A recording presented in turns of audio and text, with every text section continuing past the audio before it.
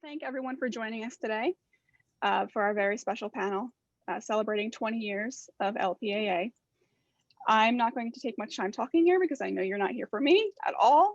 The registrants poured in and we love that you're excited about this panel, and we're very excited to just start and go from there. So we have the whole hour for here. So like I said, I'm not going to say much, just going to hand it over to Sarah and we can get started. Thanks so much, Jess, and thanks to Aphasia Access for bringing this panel together. I know by the number of people that are pouring in and watching us on social media that this is something a lot of folks are really excited about, as am I. So I'm really thrilled to have this opportunity to ask some of the original authors from the Life Participation Approach paper to talk about their experience, to reflect on it, and to see sort of where we're going with that. And as Jess mentioned, I know you guys aren't here to hear me talk, so I'll just quickly mention I'm going to be moderating today along with Melinda and Karen. We're going to ask the panelists some questions and engage in some discussion. We also welcome your questions in the chat box. We'll keep an eye on it and be sure that we can get to as many questions as you have as possible. So thank you again for all being here with us, and thanks to our panel in advance. I'm going to go around quickly and call out our panel members and just have them give a quick introduction. So Linda, do you want to go ahead and get us started? Sure. Hi, everyone. Thank you very much for this invitation, Sarah and group, and Melinda and Karen. It's amazing for me to see this group again, reunited. I'm in Ottawa, Canada. So for those of you who don't know where Ottawa is, it's north of Toronto and actually west of Montreal. And I'm at the University of Ottawa, and I run a research institute called the Life Research Institute, which basically looks at life trajectories and living long, living well, and living with voice and choice.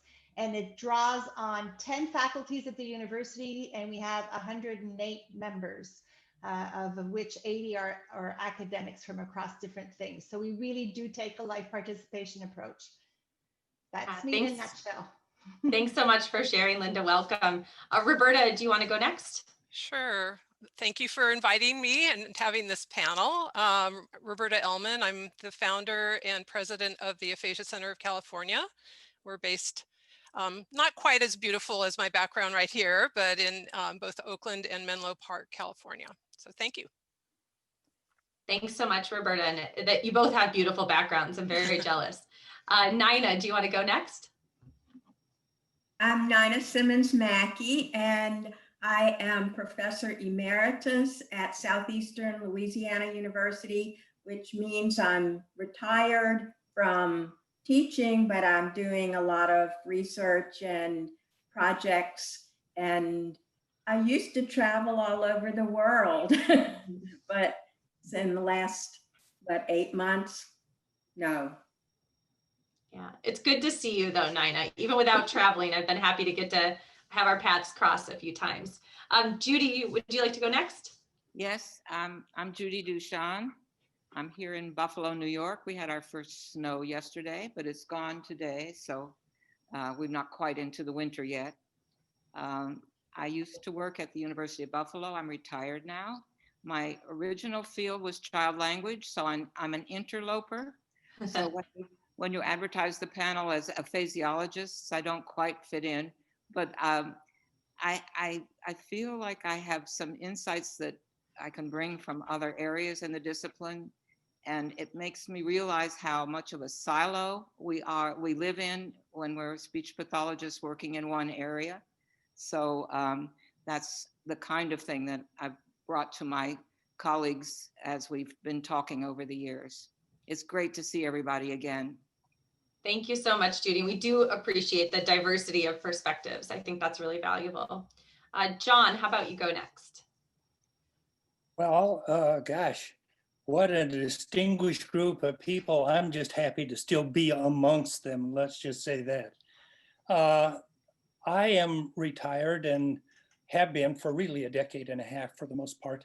I live outside of Madison, Wisconsin, and I still dabble. That is, I've got a few people who I work with who have aphasia, But for the most part, I'm sort of free, let's just say, or open, but very interested in everything that has gone on, and especially in this regard. And I'm very honored to be asked back to join you today.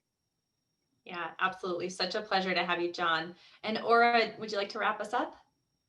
Sure. I think Linda started off saying, explaining where Ottawa is. So I'm just north of Toronto in Canada. So Canada, for those of you that don't know, it's north of the States. We have met some people who did not know. Anyway, I am still working. I'm the executive director, but also directing our applied research and education at the Aphasia Institute here. I'm delighted as everyone else to be seeing you all and participating with you all. And Judy, just responding to your comment about child language, it's one of the things that I've always felt. Often child language was ahead of where aphasia was. When you look at where pragmatics was, we had some catch up to do. And so I think it's been an incredibly valuable addition to the work that we've done. And it continues to be. Absolutely. Thanks so much, Aura. Well, we're so pleased to have all of you here today. Our first question is for Nina and Linda. And the question we wanted to start with was just getting a little bit of background about what prompted the original 7 of you to collaborate and then write this foundational paper. Do you want me to go, Nina? Or do you want okay. We probably have different reasons, all of us, for having, come up to this. I guess my short answer to this question would be there were things going on in the world that really prompted us, I think, to move forward. And one of them was a focus on function just worldwide with the International Classification of Functioning that was pushing people to look at function. The realization in our hearts, all of us, that people don't just talk to talk, you talk to get to do things in your life and to move forward, and that you needed to do that as well. There was also the onset of dysphagia for me that was a big issue too, and clinically, I was working as a speech pathologist in acute care back then, and there's a big shift towards positions for people working on language and pushing for people to work in swallowing only, and it was really disruptive to us, those of us who didn't come into the profession with that as one of our areas of expertise. And so it was disturbing to see that the value of language was being pushed aside, and we wanted to move that. And I also recall in the United States, primarily the funding issues around the hours that were being, what you could get refunded for services. So we just felt it was time that the world realized that language is central to our daily lives, and we needed to make a very strong statement and make sure that it would change. It would help people with aphasia advocate, it would help change practice, and it would just overall bring the profession and the field to another level. Yeah, I think, Linda really summarized it very well. One of the reasons I got onto this track was, and I think the point that Linda made about, everybody probably came in with their own sort of agendas and ideas. And I think, prior to us all getting together, we were probably going on parallel or somewhat parallel tracks, identifying things that we weren't satisfied with in the field. And I know personally, I just was kind of fed up with the whole idea of just working on naming or syntax, and then people with aphasia would go home and they would say, all they did all day was watch television.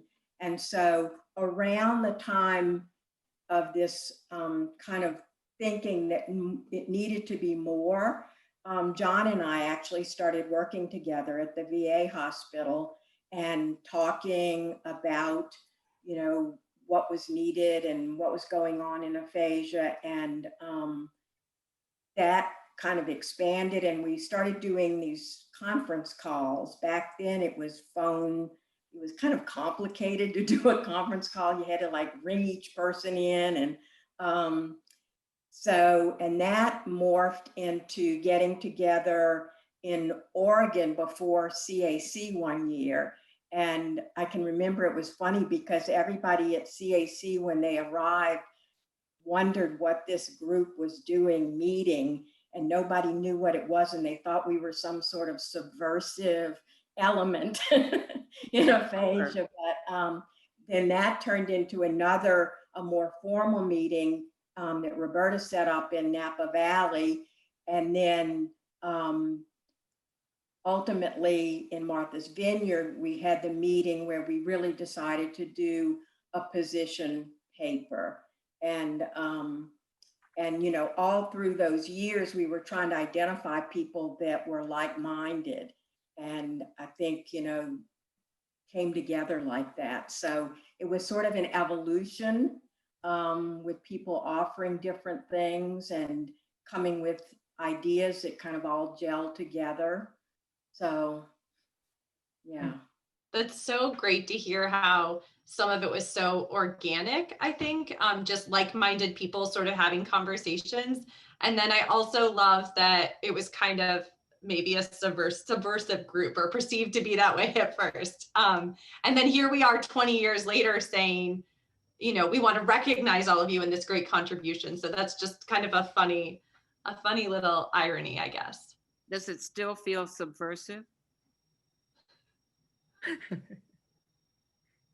Roberta's giving you a head nod, at least. No, I don't think so. I think we're beyond that at this point. And what do you think, Sarah? I don't think so at all. I think there's a testament to the way our field can think flexibly to understand how participation models and folks who do some of the work that Nina was talking about, working on word retrieval and syntax and all those things, they don't have to be exclusive and separate groups, that people can come together. So, John, if you think back 20 years ago when you all were getting together, what were some of those major issues that were going on with our people with aphasia and their families and some of the clinicians back then? Well, you're testing me now. Let's see how my hippocampus works. As I recall, you know, I was in the VA system. And of course, at that time, treatment was extended. You had a physical medicine and rehab unit, which of course went by the way in the late 80s and 90s.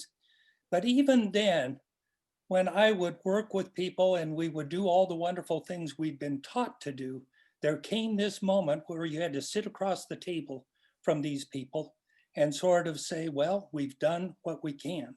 And whether it was 6 months or 8 months, and then, you know, just the startled look in their face, like to say as much, you've got to be kidding me. You mean this is what I'm going to be left with? And we've had wonderful people, you know, predating me in our field that dealt with functional communication and tried to deal with how do we get generalization. I mean, it was not as though that was a topic that was new.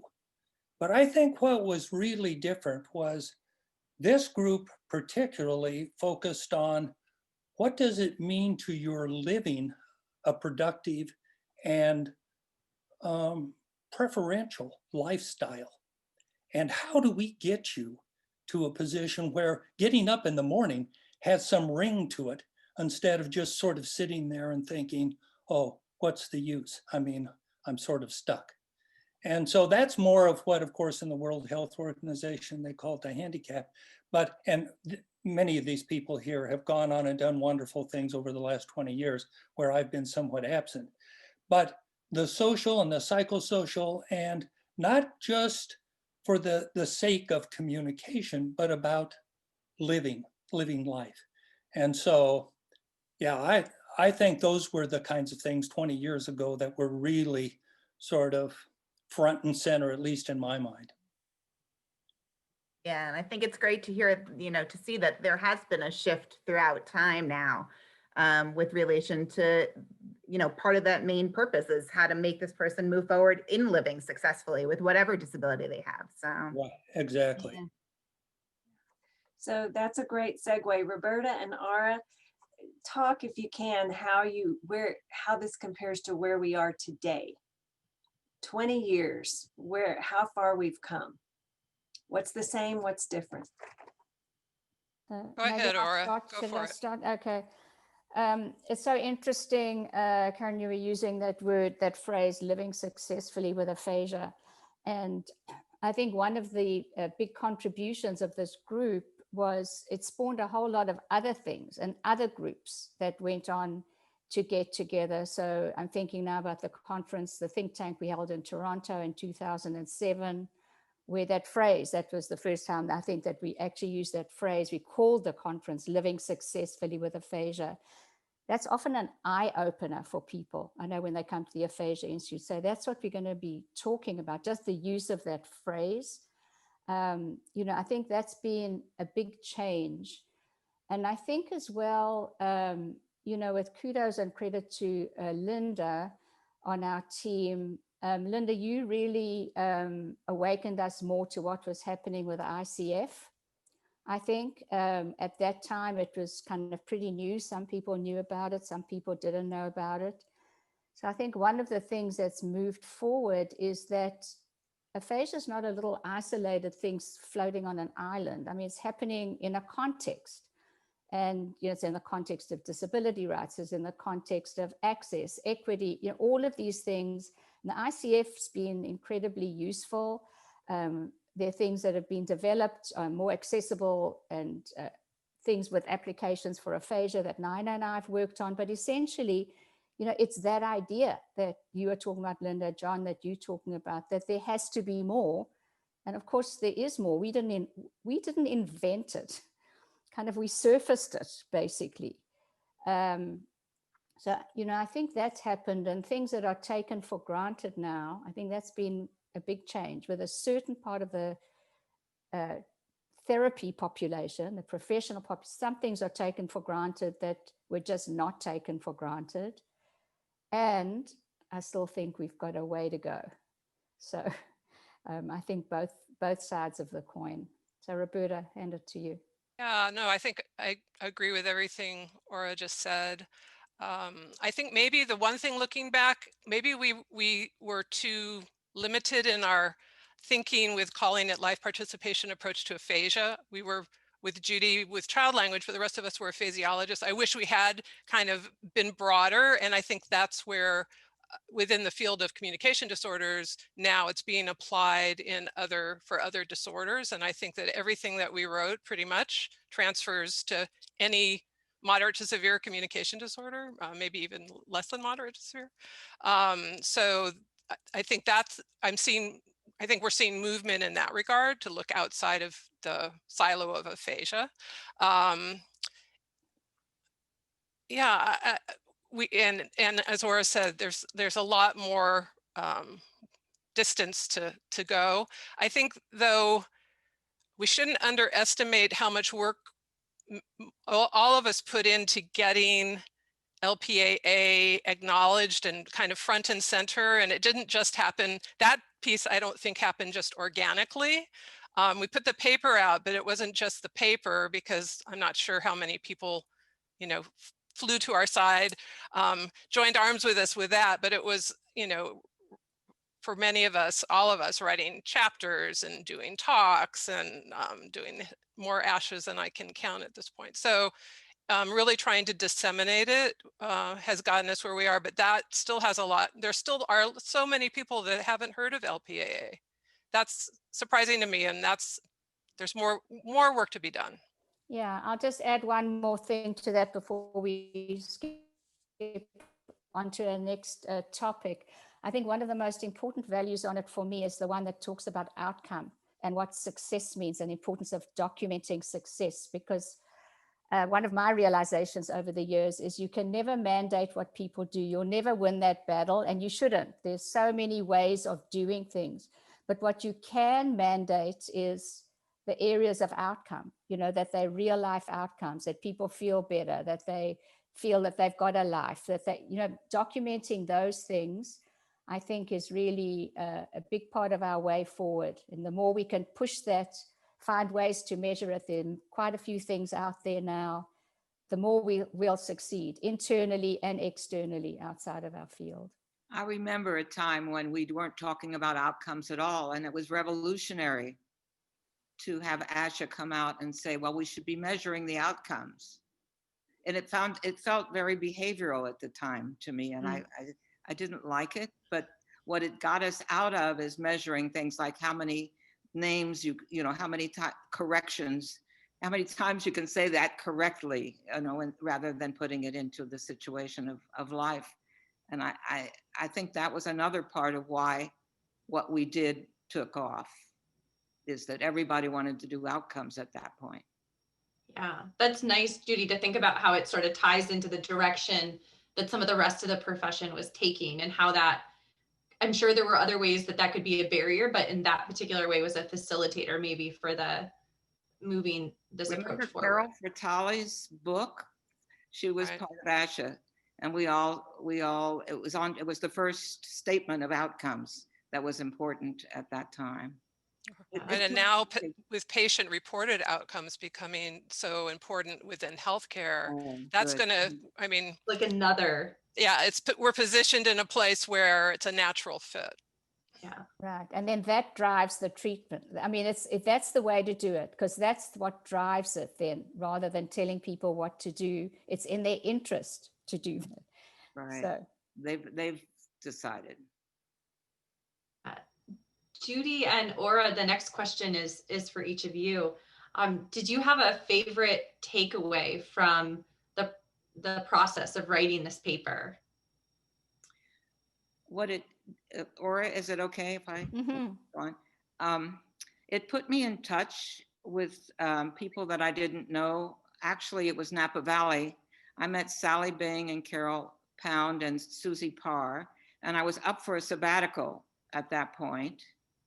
And so I went to England, and I called them to my meeting and asked them if I could go for a year and work with them on what they were doing in relation to what they didn't call it LPAA ever, I think, but they understood it was the same endeavor.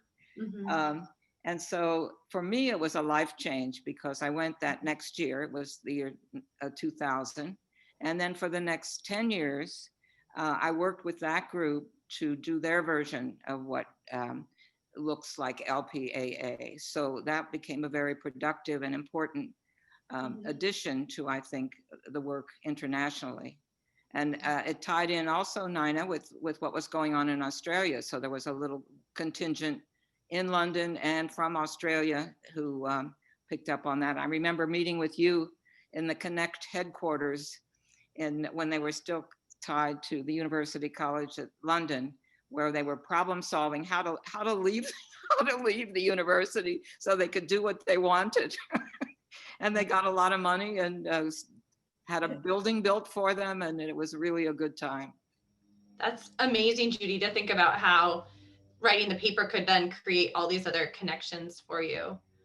Aura, how about, oh, sorry, Nina, go ahead. Something to what Judy was saying. It's interesting because we as a group didn't start thinking about it as LPAA until we started writing the paper. Because before that, we all had different kind of ways of talking about it. And I think I talked about social model, and I think that's how I got to know Susie and Carol, was because they were talking about social model, even though they were a little different orientations. But and that was a big argument of our group of what to call it. Is it participation? Social sounded too chit-chatty. And so it's very interesting how we kind of evolved with labels. Right. Absolutely. I mean, think about a bunch of language and communication experts sitting around trying to choose what to call something that is so dear to their hearts. It's amazing that you got the paper out at all, I think. Aura, go ahead. What was there something a favorite experience or takeaway for you? Yeah, I think to echo what people have said before, the diversity of views was obviously one of them. And the participation thing came from what I mentioned before that, you know, Linda brought to us with ICF. It was such a big thing, and that was so new, you know, having that word. Roberta, you were saying you had regrets about it being narrow, just linked to aphasia. I've got some in relation to using the word participation only, because it's kind of so much bigger. You know, when you talk about, we say life participation, that is bigger. But as my good friend and colleague, someone I sorely miss, Claire Penn, talked about, you know, the influence of culture is something that isn't there. And often that one domain that we have on that was not really fleshed out in the ICF, the personal factors, that is so huge, because actually what you're looking at is the interaction, this very dynamic interaction between participation and personal factors. You know, for me, the work on impairment, and even my life, a lot of my life work on the environment and supported conversation, that's a means to an end. It's not an end in itself, you know, measuring how, it's kind of what happens in the real life domain and what happens about how people feel about each other. So it's just interesting for those people listening who are maybe readers of textbooks, and people think, you know, you look at it and it's a book and it looks like the Bible, and it, you know, it looks true, and, you know, but actually it's just a bunch of people's opinions, or sometimes it's just one person's opinion. And Linda, I remember chatting to you about it. If you know how the ICF came about, there were different groups from different countries writing different things. And so, you know, the participation one, I think proudly was a lot of it was Canadian input. But then other things like the personal factors, people couldn't agree exactly. And so then it just didn't have a place. And then it appears in the textbook. So that would be one of my takeaways for people listening, even with LPAA and what it's done. It's a means to an end, and it's kind of it's a journey. It's a journey piece. It's one step on a journey. Yeah, that's a really, really valuable point. Or I think Linda has a comment. Oh yeah. Hi, Sarah. I just one of the things I think that was key in what we did is to keep it simple. It was very hard to take all the things that we had and all the, you know, all the work that had been going on in everyone's world, and to agree on 4 or 5 points. And we were so, in my memory, we were so determined to try to change things around that for anybody out there who's wanting to do something similar again, I think one of the beauties of it is to keep it to 4 or 5 things, and to make it, because we were trying to change practice, trying to get people to shift their paradigm for looking at aphasia.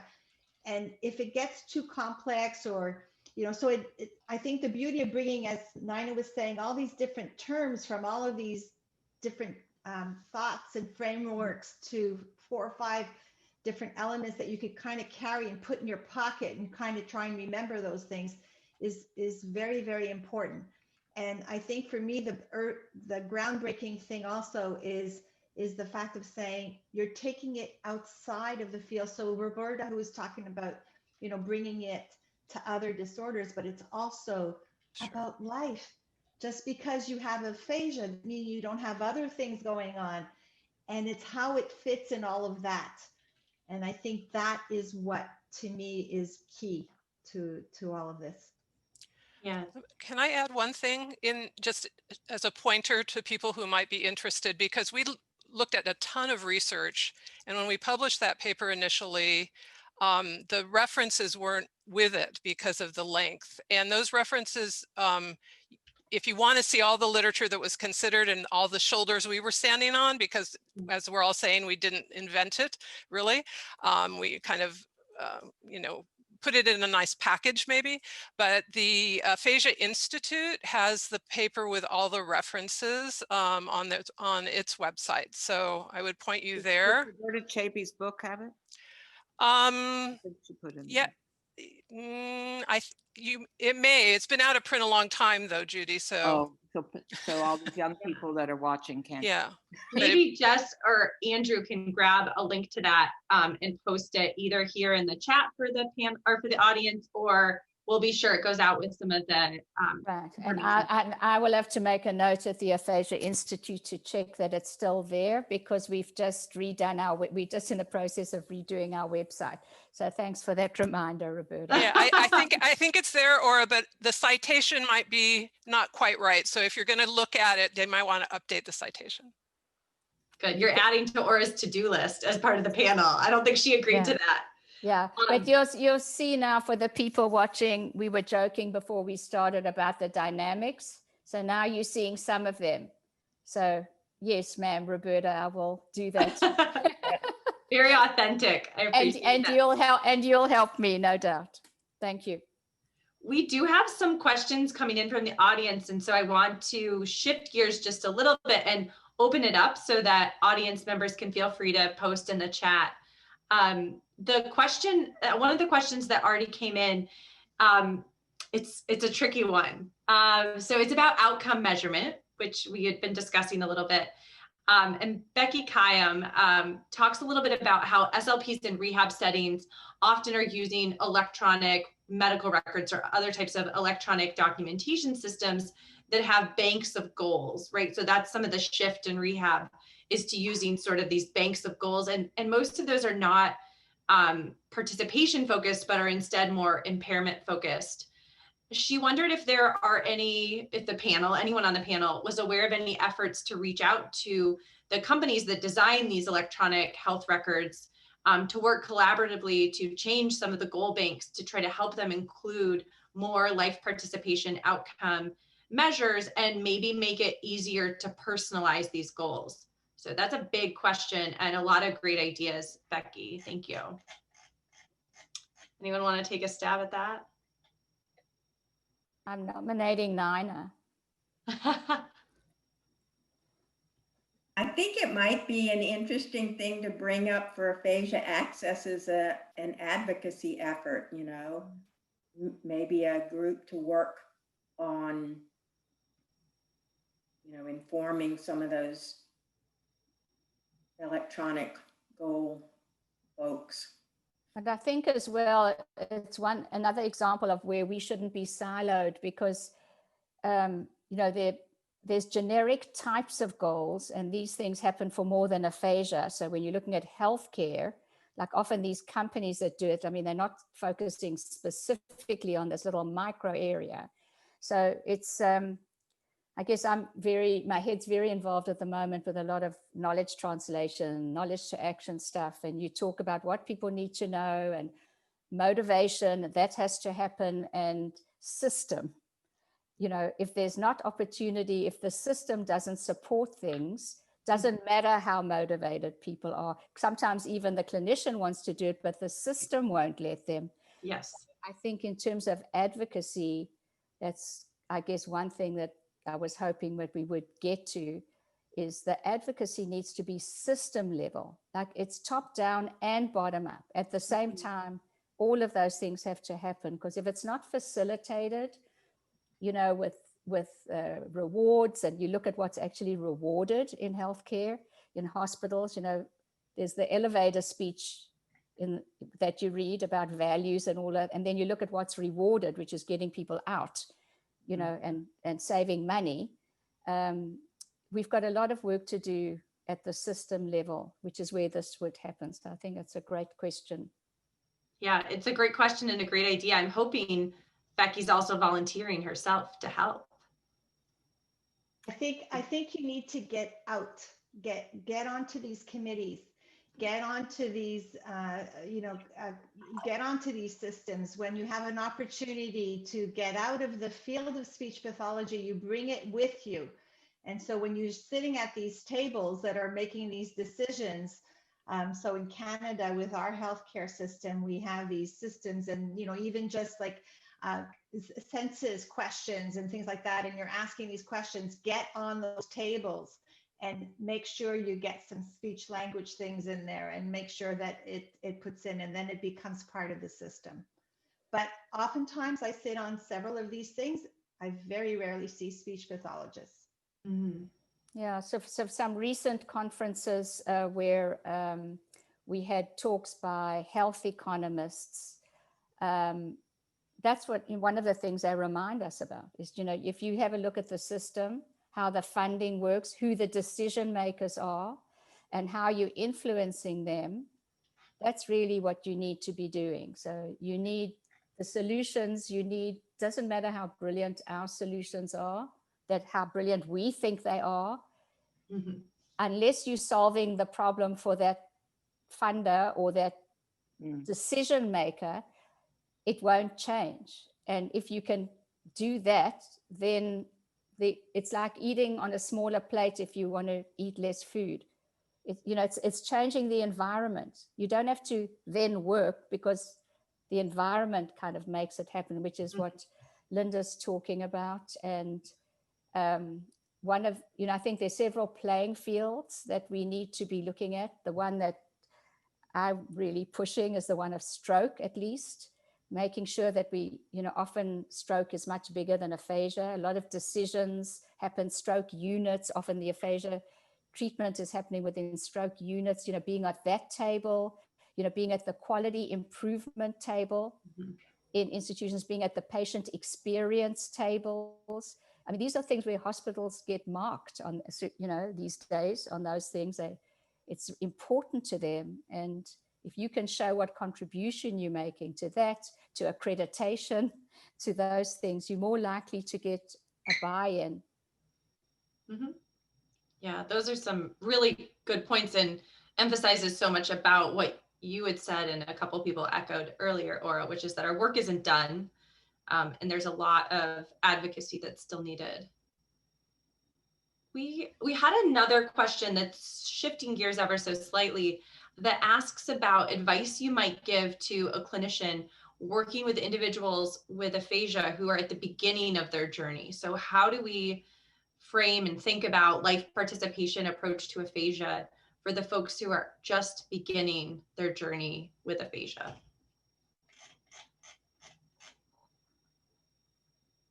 Anyone want to take that one? I mean, I'll throw out some ideas. I guess the biggest thing is to think in terms of working with the other disciplines. If it's an inpatient rehab person, to focus on the things that they are wanting to do at discharge, and also focus on the environment of rehab. So how are people communicating with the social worker who's planning discharge? Do they have a rehab team meeting where the person with aphasia attends? How are they participating in that? And so a lot of the things that we think of, like using communication supports and strategies, can be integrated into how they actually experience their acute rehab. So, looking at what they are needing to do and what they want to do during that period of time, because you can't really think so much down the road about too many things that may not at that point be apparent, like, are they going to be able to go back to work? You want to start working on things that they can see success with early on, and then build in some of the longer term goals. Yeah, I'd add to that, John. I remember a conversation with you ages ago, maybe it was with more than just me, around being so careful about what you say when, and what's appropriate. Someone is landing up with aphasia, they're so devastated, and you can't come now with a whole lot of pictures necessarily, and the person saying, what is this going to be my life? I don't need pictures, or it feels patronizing. There's, I think, such care that's got to be taken into what's appropriate when.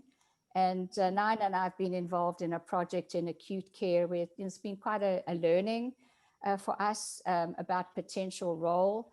Number one, that role of what we've called an aphasia champion, with the rest of the team, that people need to be treated as competent adults. I mean, starting at, that most basic level of making sure that that happens. And then your question, Nina, of what is important at that time to people, like giving the family some information and advice, that the family knows that there's a person underneath what they're seeing. You know, Linda, to your point, keeping it simple. You know, people don't have the headspace for reading a chapter or, you know, listening to a 3-hour webinar. You know, what are the 3 things? You only do this, you know, make sure the conversation is keeping going. You know, so I think per context, it's different. And I thought, Roberta, you might want to talk a little bit about your experience with rehab. Yes. Yeah, so at the rehab level, or at least before the person's discharged, you know, home for good, we were finding that people were really left without much of anything when they were coming to the Aphasia Center. And so that's what really spurred me thinking about just a very simple framework that clinicians could use, and that became CAPE. So, you know, connecting people, if we're talking about aphasia, connecting people with aphasia to one another, at least knowing where those resources are, even if it isn't right then. A would be AAC for augmentative and alternative communication, P being partner training, so supported conversation or others similar to that, and then E being education and resources. And so it's not specified as to what to do in those categories or in that framework, but just a mnemonic to try to cover those. Because what I see too much of, I think, are clinicians who struggle and they don't have a framework at all. And so they're just kind of pulling workbooks or apps or, you know, without any context, and where it's not individualized, like Nina's saying, where it's not personalized, where it's not meaningful for them.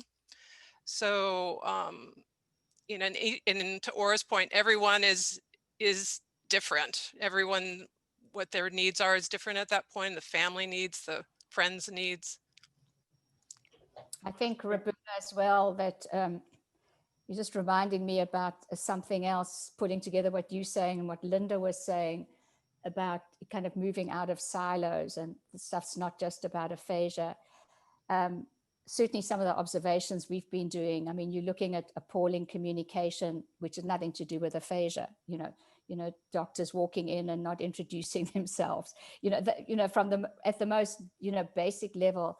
And I think our field has really got something to teach the healthcare field about communication in general. And, if we started, it's the live participation approach in terms of those principles, but also just in terms of the basics of having a conversation with a patient, and some of the basic principles of supported conversation and other similar models, they kind of all saying the same thing. They apply to good communication. And, we could be using aphasia as a teaching tool. And you say you don't need all of everything in the toolbox when you're talking to someone who doesn't have aphasia.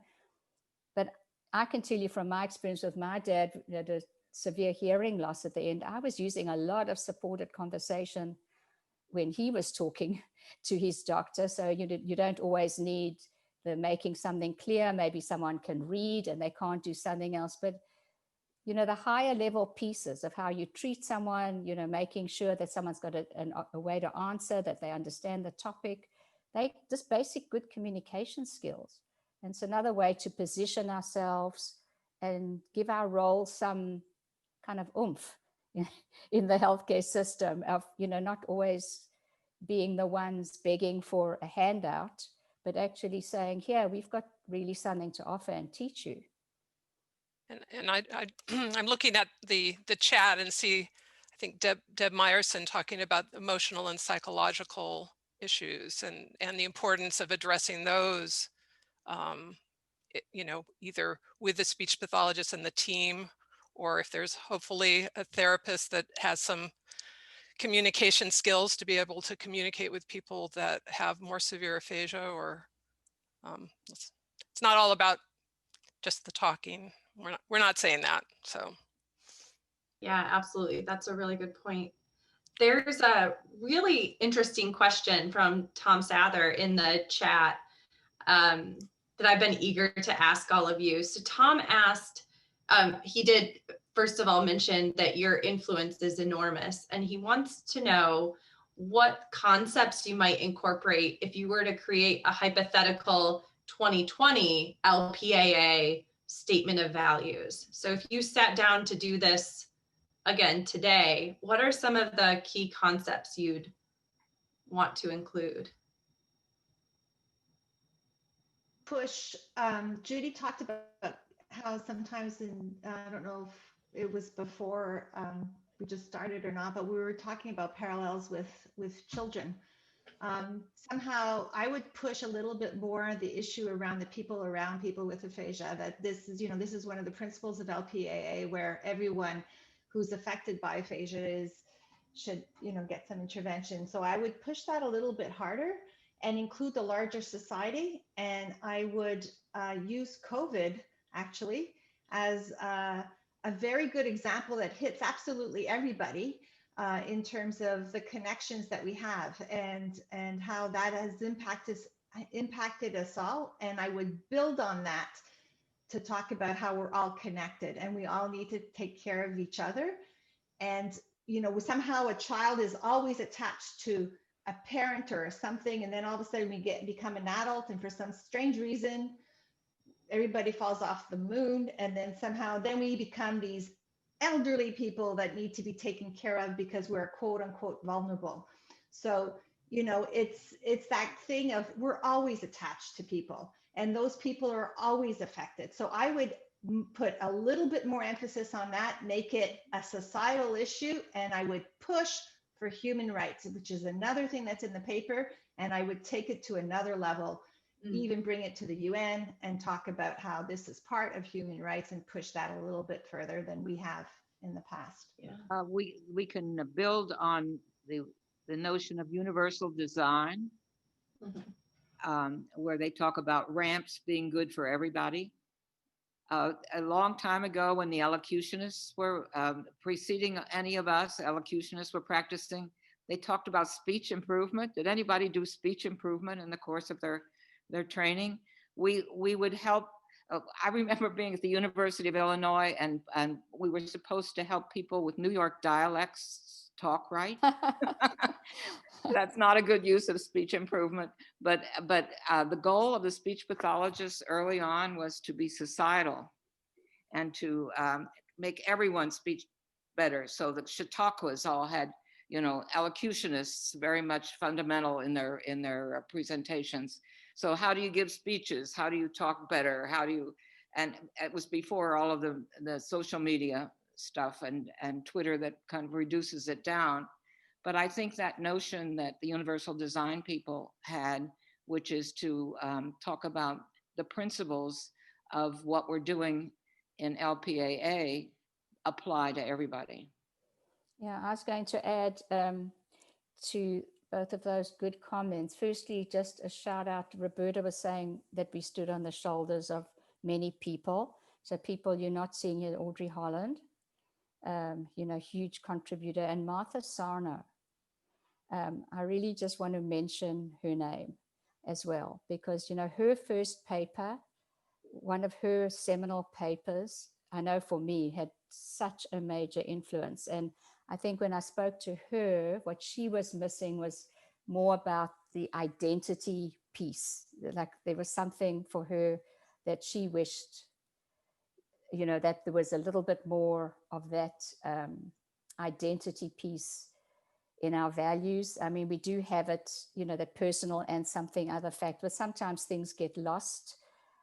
So maybe the way that Linda's putting it, amplifying certain things or just strengthening them or just really making it clear, because the participation and identity and how you think about yourself and motivation, and they're so inextricably linked. The more you participate, the better you feel, but the better you feel, the more you participate. I mean, they link together. You can't really, it's a false dichotomy. They have to kind of go together. So that might be something, maybe Linda, could reduce it to less than 5. I don't know. I would like to add too, that we could probably, use the general principles, but update to some of the more recent, like person-centered care and access. So to really build in those concepts so that it contextualizes the paper in a more recent use of language. And the notion of engagement as a criteria for whether the participation is meaningful. You know, you can get somebody back channeling, being in the group, talking, saying, even smiling, but not feeling engaged. I think if we were to write the paper today, it would be so much better received on reading. I mean, it would feel very of the now. It wouldn't be kind of a fish out of water. And I just want to do a shout out. John's been really quiet, but I think of the people on this panel, he's really the glue that got us all hooked together. And he was out there writing papers when it was pretty darn hard to get things published in this area. So I think I think he's the key to this kind of whatever endeavor that we had 20 years ago. So yeah, certainly for me, I think my first introduction was an Asher talk of going to hear John on drawing, which kind of just blew my mind. And then I think John introduced me to Nina and told me anything that comes out of her mouth is worth listening to. And then John told me that I needed to meet Aura up in Toronto because she was doing some amazing things at the center up there, and that changed my life. So what's your reflection, John, on all this? I paid everyone in this panel $50 before we got on here, so it all worked out very nicely. Well, that's very nice. And, you know, I think from my point of view, and I don't want to belabor this, but, you know, at the CAC conference, the 20th anniversary, Fred Darley stood up and he talked about his neighbor. And we know how distinguished and eminent Fred Darley was and what he contributed to this field. But now it was his closest friend. And it struck me that, you know, you can deal with things clinically, but when it gets to a point that it's very human and it's very much tied to who you are and everything around you, this game changes entirely. And I think, you know, that has always resonated, I guess, inside me, because even when I saw people, and as I was saying before, would dismiss them because we were done with our, quote, advancing them as far as we could, it still felt very lonely and lost. And so, you know, this last 2 years, I've been chatting with a lady in Kansas who had a stroke, and we've done this all virtual. And so 3 times a week for an hour, we chat with one another. And this was a woman who was my mother's housekeeper for the last 2 decades. And of course, I knew her well. But it has changed a number of different things inside me about how I view, how I treat, how I think. And, you know, I think this group has just done a marvelous job over the 20 years. The book that Roberta and Audrey has just turned out, I've scanned and looked through that. And I mean, it's just astounding to me, the advancements, but also I would say, and it's probably largely the people in this audience, it's the younger group of people who have got this. And they are contributing, and in a variety of differing ways that I think are expansive and doing the very thing that we had hoped. Mm-hmm. So I'm happy that I was a kernel of something in all of this, let's just say, but I'm delighted to see what everyone else has done, frankly. John, that's so helpful. Thank you. And there's some comments pouring in about all of your influences, but also in particular, John's, as you were speaking. So some really nice thoughts and comments. We're kind of ending or getting close to the end of our time. Does anyone have any concluding thoughts that they would like to share? I feel John just gave a charge and some encouragement to those of us still working in the field, many of the panel included. But yeah, are there other concluding thoughts or things you'd like to share with this wide, very engaged audience? There's questions pouring in we won't get to today too, but. Yeah, I'll kickstart off maybe this end section, which is, that call to action piece that, Nina put in her white paper, and that we've heard in several ways here. One of the pieces is understanding our role as agents of social change. Not as necessarily in the medical field. In fact, Judy and I were talking the other day, reminding ourselves that this field started off as in education, not actually medicalized. So, there are a lot of different ways of cutting this cake. And I think that the people who think the way we do, probably many of the people in the audience, we can all see ourselves as agents of social change. And when you look at it like that, then you become an advocate, and you do your work in that thing. It's kind of the human rights piece we've mentioned. It's the dignity piece. It's things that are human rights. And then you plug aphasia into that. And that's what I'm talking about at that system level that then trickles down to what you do. So that would be my call to action. Anyone else have some concluding thoughts? I would Judy? just, go ahead, Judy. Maybe for another panel, it could be more people with aphasia. It could be people with, that voice isn't what it should be in this group. Yeah, that's a really good point, Judy, too. Roberta. I would just say, I think this is a good example. Our get together and 20 years ago that created a paper was just done because we wanted to do it. It wasn't compelled or funded or anything by any outside people. And I would just challenge people out there in the audience and listening that you never, do where your passion is, follow your passion, write those papers, do those presentations, talk to as many people as you can, put those pebbles, those ripples, you'll never know where those ripples, probably most of the time you don't know where they'll end, but they're far reaching, and there's a bigger and bigger community. So I would just say, help us out. I would just say, get yourself a John. This John. Somebody like a John. I realized that when I said that, it has different meanings. I meant this person. The reason why I say that is because we all come at it when you're so involved in your work and you're so passionate. You still hear it in John's voice, and probably in all of us, the passion that's there to bring it together. And I keep remembering you, John, that saying we need to do this, and I remember you talking, and I think it's because I'm Canadian, but I kept hearing the reimbursement thing, and I kept going, oh my God, we have got to do this, and just bringing it home to say it's not done until we get to the end. And I think this is what happened is, John, you brought us to write that paper, you forced us to get down into those 4 or 5 different points. Everybody was on board because we needed to do this. We all knew we needed to do this. So whatever it is you want to change out there, get yourself someone who can work with you and make sure to keep you on task and bring it. It's not about any one of us. It's about everyone and all those people that are out there. So thank you, all of you on this panel. It's been wonderful.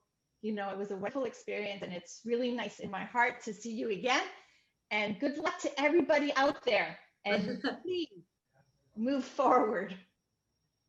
Nina, do you have any other concluding thoughts? Gosh, I hate to follow all those good thoughts. I think what Linda said is true. Just follow your passion and move forward. Yeah. I mean, 20 years ago, we would have had no idea the impact this has had. So it takes work, but it's well worth it. Absolutely. Well, thank you all so much. And I want to share just how much the comments pouring in are talking about how inspiring your work has been and continues to be, and your lives have been and continue to be. So thank you for your time and energy today in this very rich discussion. We're all better for having had it. So thank you so much, everyone. Enjoy the rest of your day. Thank you for everyone who tuned in, and take care.